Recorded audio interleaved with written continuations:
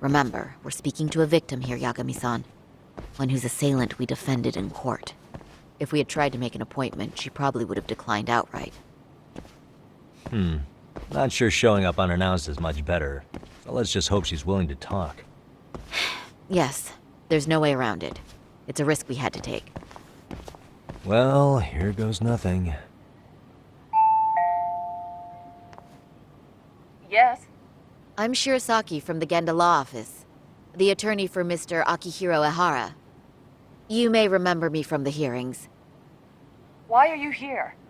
Don't you know it's rude to show up at someone's door uninvited? I understand, but we have a pressing matter that directly concerns you. If we could do this another way, we would. I apologize for any inconvenience. I'm sorry, but the trial's over and done with. You know I can legally turn you away.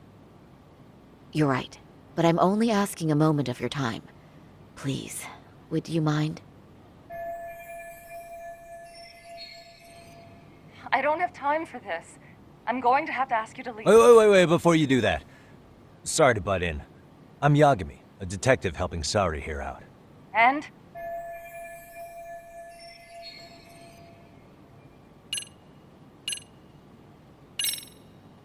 Are you aware of the trending video that's leading people to believe Ehara committed murder? Thing is, the victim was confirmed to be alive in Yokohama until the morning of your own incident. And since Ehara was on the train with you, they're ruling him out as a murder suspect. So, what is it you're getting at? I'm just trying to ensure you're in the clear from any of that unfortunate business. If we could do this now, we'd never bother you again. All we need is 10 minutes of your time. How absurd. We're only trying to help, but if later would work better for you, we could always come back another time. With our supervisor, of course. That visit would probably be more formal. There'd be paperwork, audio tapes, you know the drill. You'll want to clear your schedule.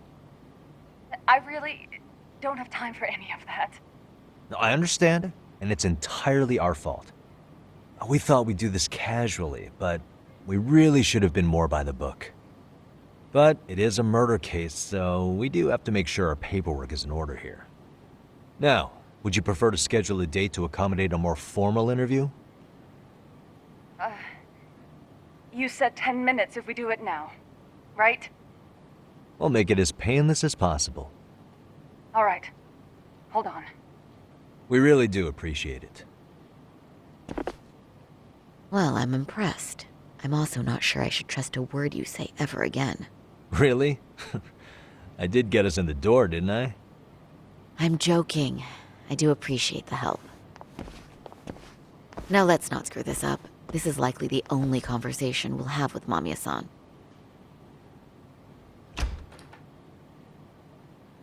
Hello. Hi there.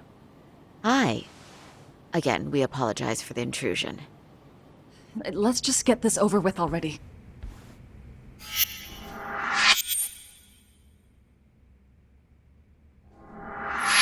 Okay, bye-bye. We'll make this quick.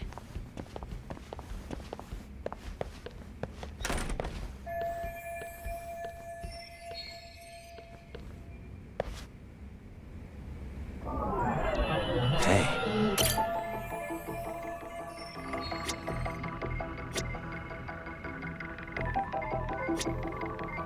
Suspicious. What the?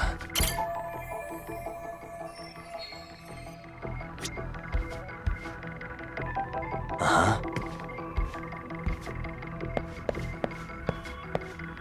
Hey.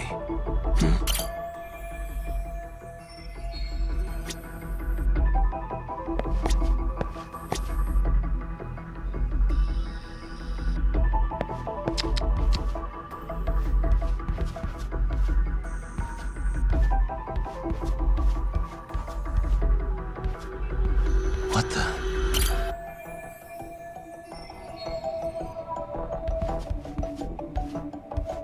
Uh-huh. Hey.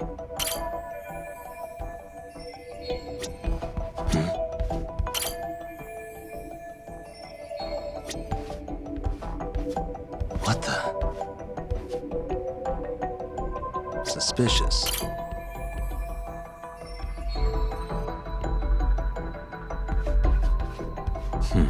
What the?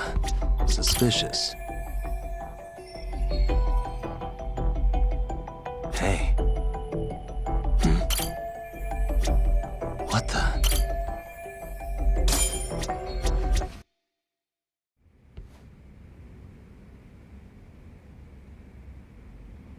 So, talk.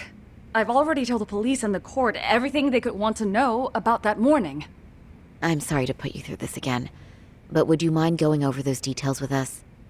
What else is left to discuss? I understand how pressured you might feel.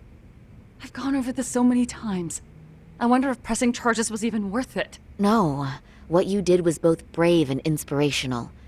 Many victims are afraid to come forward for any number of reasons. Your voice might give them courage to find their own. Ironic. Hearing this from that predator's defense team. Well, perhaps. Would you mind walking us through that day from the beginning? It's nothing so mysterious. I was just on my way to work when some man grabbed my butt. That's all it was. Nothing else was out of the ordinary that day? Correct. Not to pry, but where is your husband today? Still at work? He usually doesn't get home until later.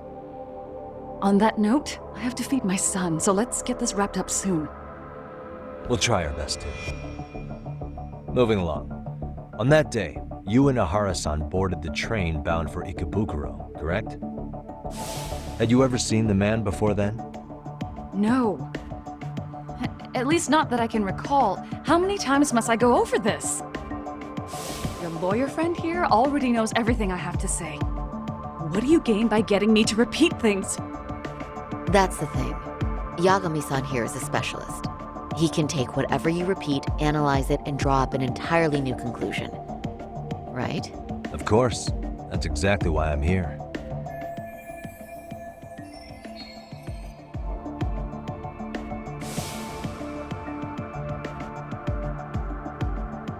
In the security footage as you stepped onto the train, it looks like Ahara-san stepped right behind you.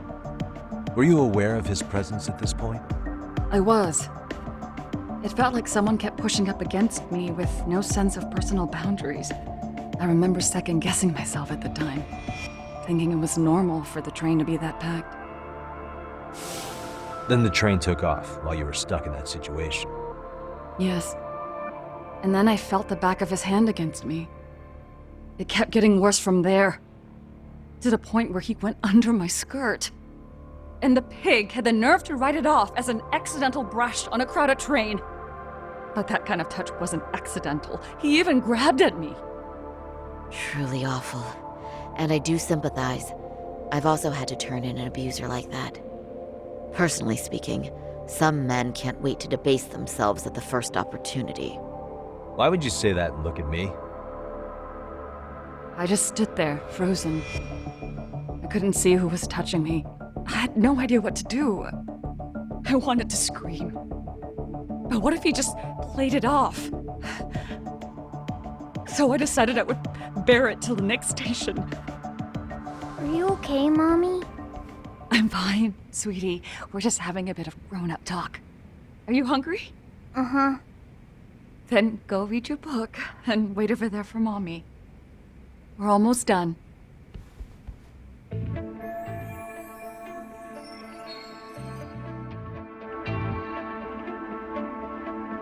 You said the abuse lasted the entire 6 minutes between Ikebukuro and Shinjuku Station. Did you see the groper's face at any time during that span?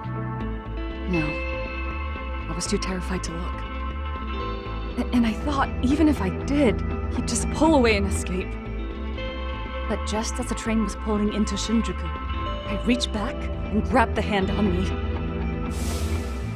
That's when I saw his face.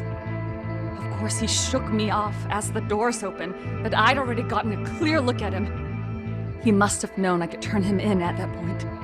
So he ran, and I chased after. Right. That was captured by the station's security cameras. Great job tailing him in such a crowded space. On that note, did you ever happen to lose sight of Ahara-san while running? His cap was pretty easy to spot, and no one else was bolting off the platform like that, so I never lost sight of him. At that point, I could feel my voice returning, so I just screamed. That man grabbed me! I'm glad there were good Samaritans nearby. For sure. And there were a lot of smartphones out, so I figured there was no way for him to get away with it. I was so relieved. I see. I think I've got the gist of it. But now we've got a piece of evidence that contradicts what you've told us. What do you mean?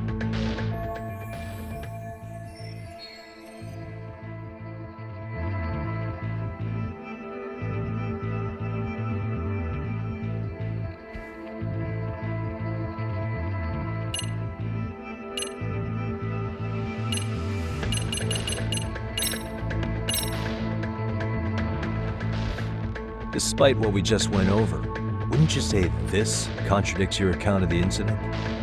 I'm not sure what you mean. Did I say something odd? No, Yagami-san is currently the odd one here. Oh, shoot. Yeah, that wasn't what I had in mind at all. If you'll allow me to rephrase.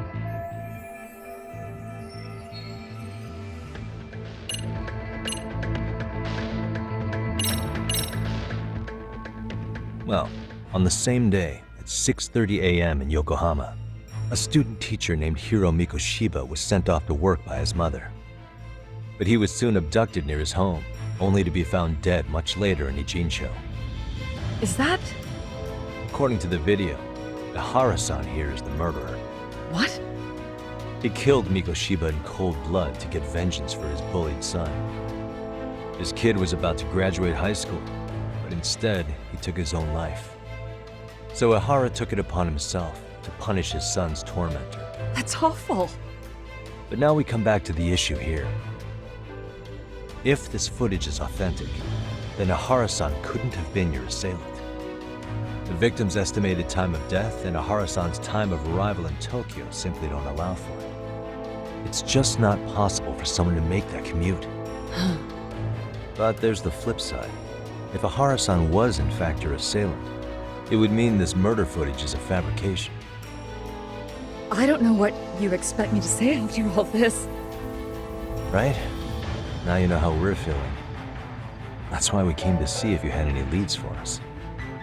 So that's what this is about. After hearing your story, I have no doubt you endured a lot that day. Which would obviously mean that murder video was faked. Then, who shared that video? And why? Wish I knew. Based on the quality, something this convincing would need quite a budget. Whether it's CG on top of real murder footage, or just a rock-solid AI creation, no way it was cheap. So why go through all this effort to fake a murder? Who would benefit from it? But I have to say, I feel much closer to piecing this puzzle together with your help today. Thank you very much for your time. Yes, and rest assured, this will be the last time you see us. Our apologies for the unexpected visit. And for dredging up unpleasant memories. It's fine. So long as this is really the end of it all.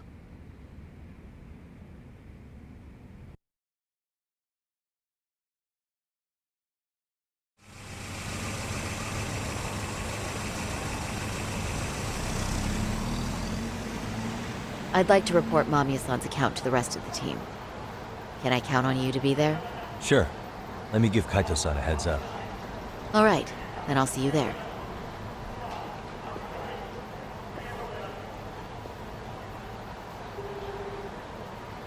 Yo, me. Hey, I just got back to Kamurocho. Everything good? Any news? All good here, man. What's with you? You worried Arcade got to me or something? I mean, they did run their mouths about stabbing us in the back. But if you're good, I'm good. Anyway, I'm heading to Genda so Sari-san and I can go over what we learned from Mamiya. You're the boss. As for me, I'm calling it a day. You do that.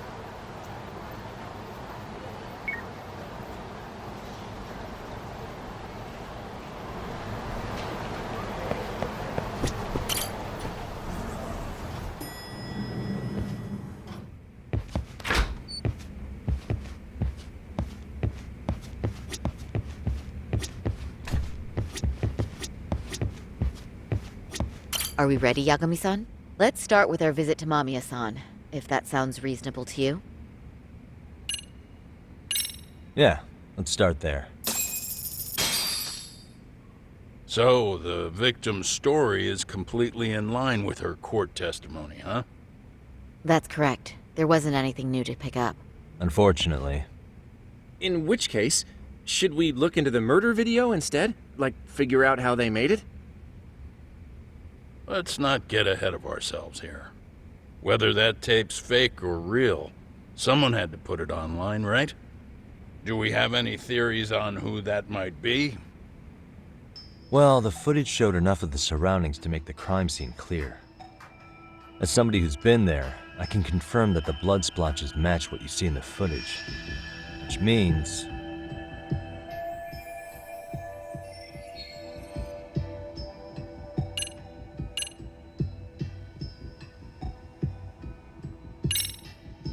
the murderer's accomplices have to be the ones who posted it for him.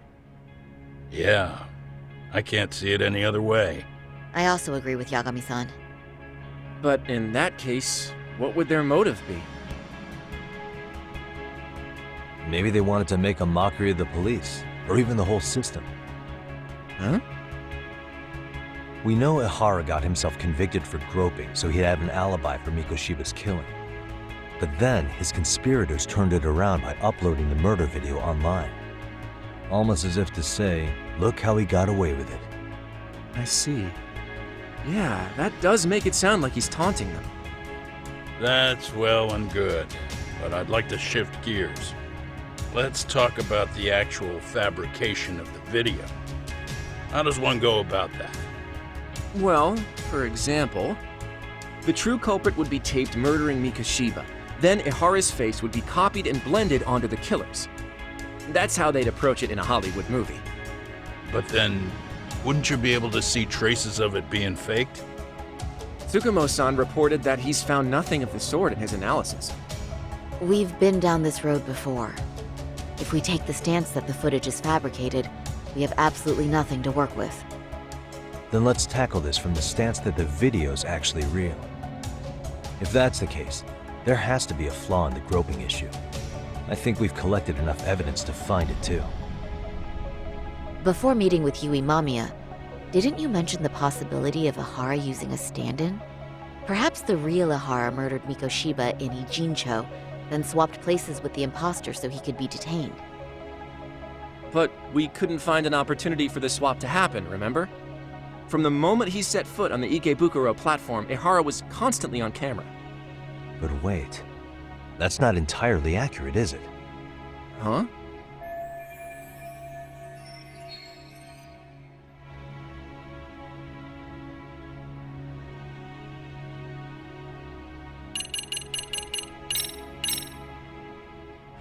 Remember how we mocked up a diagram of the Shinjuku station platform? Yeah. Oh, wait! That's it! You could be onto something. There's a point where Ihara wasn't on camera at all. What is this point you speak of? Let's all go over the diagram so that everything will be clear.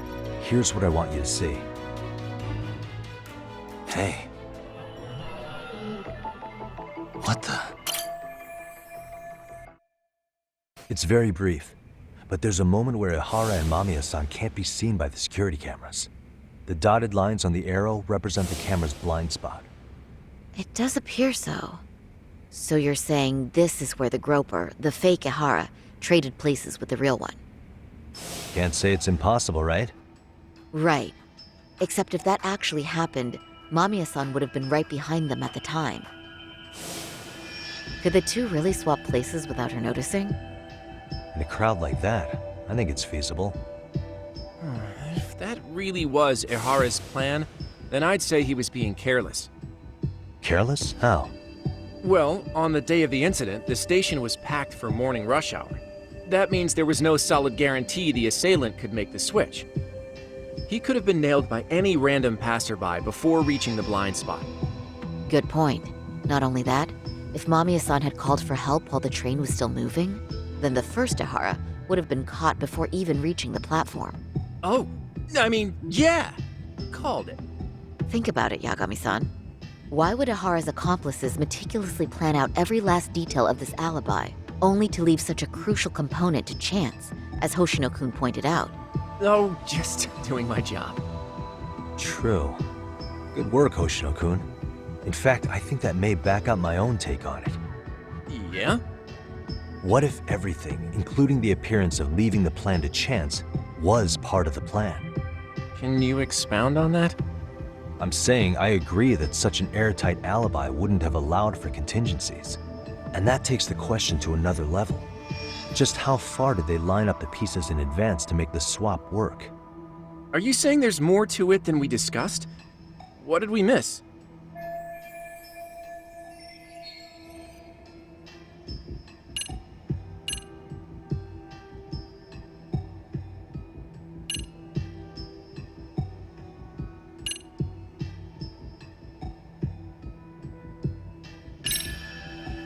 I know this won't go over well, but what if Mamiya was colluding with Ahara all along?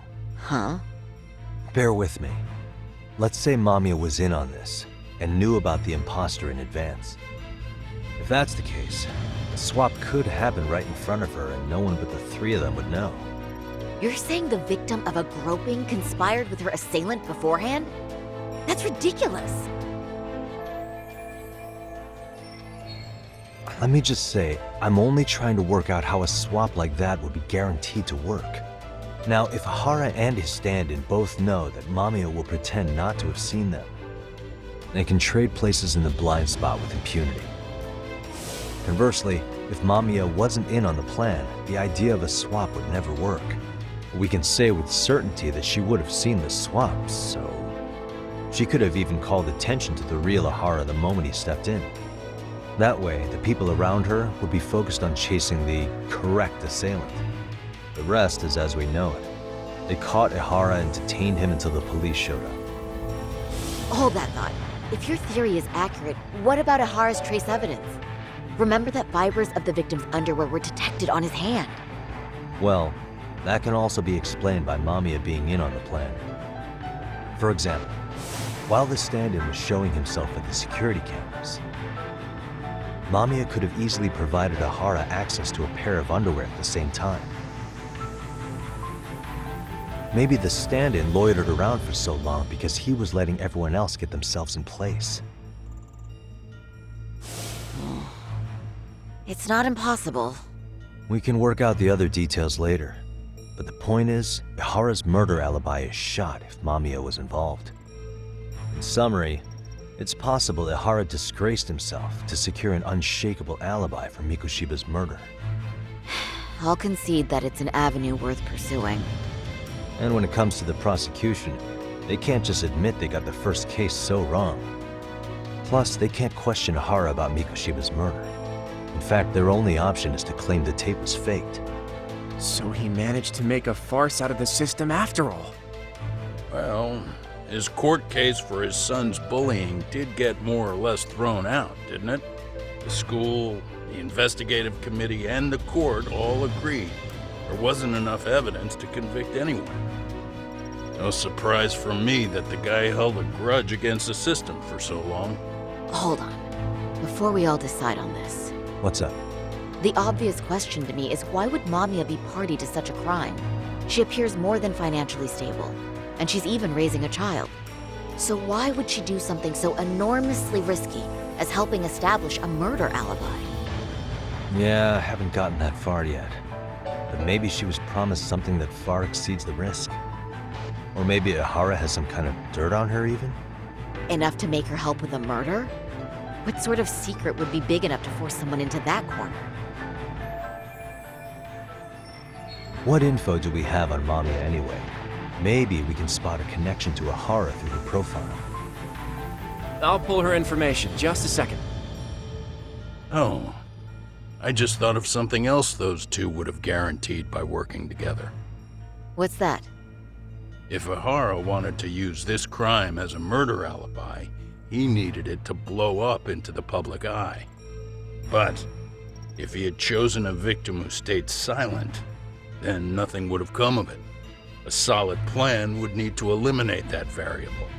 which means Mamiya being an accomplice was crucial to Ohara's success. That's true. Looks like Ohara pulled one over on the prosecution then. Had his accomplices right where he wanted them, even his victim. Once we learn how he's connected to Mamiya, we can root out the rest of his team. Let's see. According to her file, her maiden name is Yui Suzuki. 30 years old, so that's consistent. Originally from Ota, Tokyo. Attended a private high school called Kurakawa Academy. Later graduated from Toto University. Huh. Met her husband on the job, apparently. Her husband, Taichi Mamiya, is an industrial designer at Techno Zeta Inc.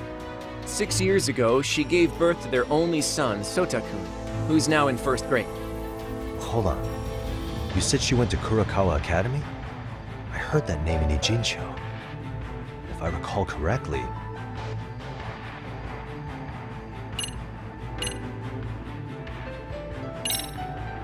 That's not where Tsukuma went, was it? Before, closing himself off to the world? Nah, Tsukumo-san studied remotely. He told me that when we were out having drinks one night. Wait.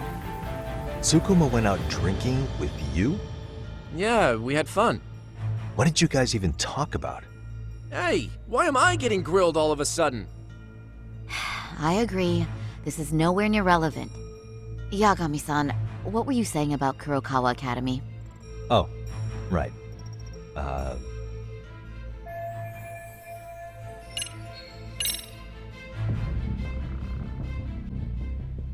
When I went to scope out the murder scene, there were these 3 guys watching the detectives and me.